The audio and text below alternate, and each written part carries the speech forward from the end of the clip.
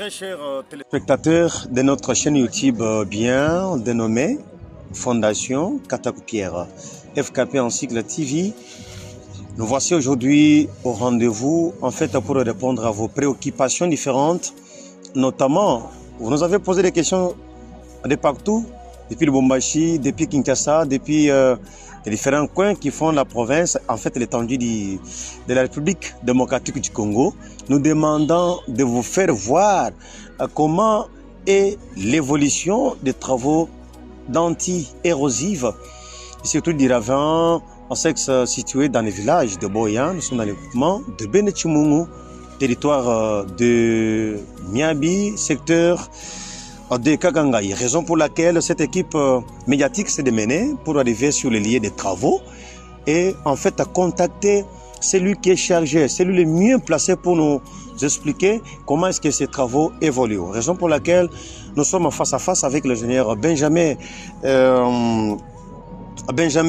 Makunzu qui va essayer de donner quelques détails sur l'évolution de ces travaux après juste un mois de lancement. Vous êtes devant la République, on vous suit de partout.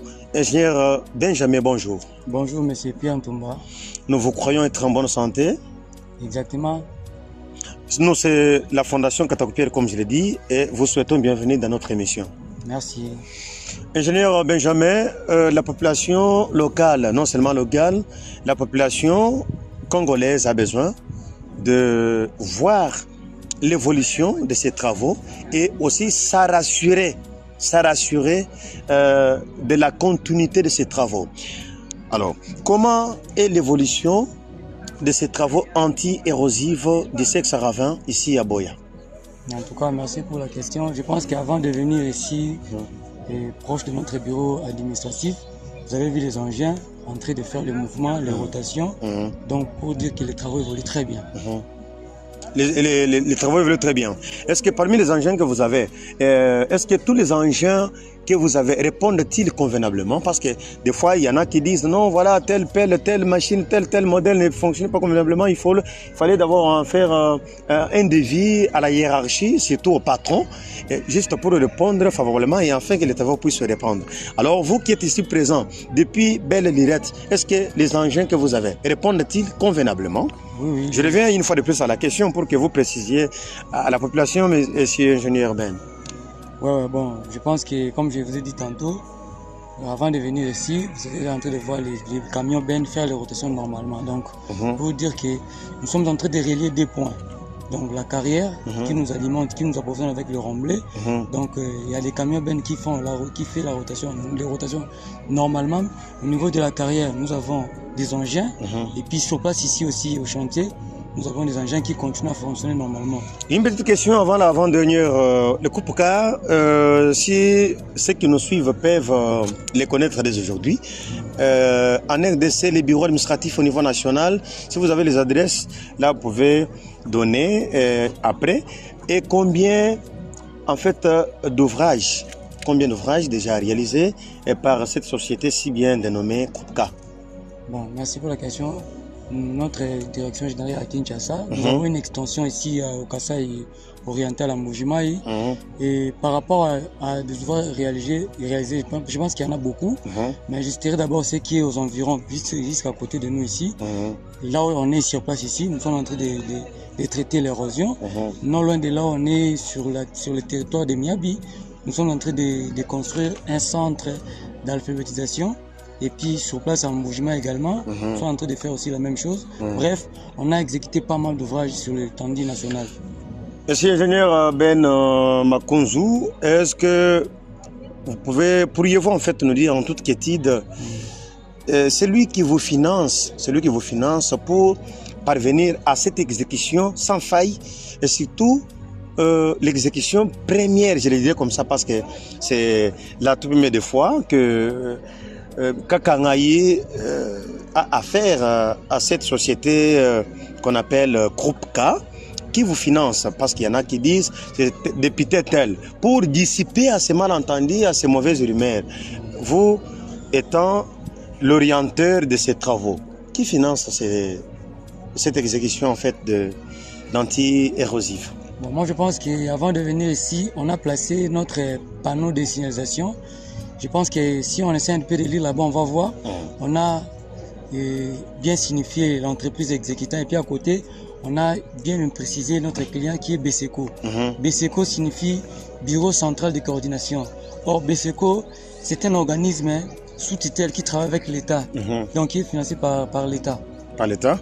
Ok, la durée en fait de l'exécution de ces travaux peut aller de combien de mois si vous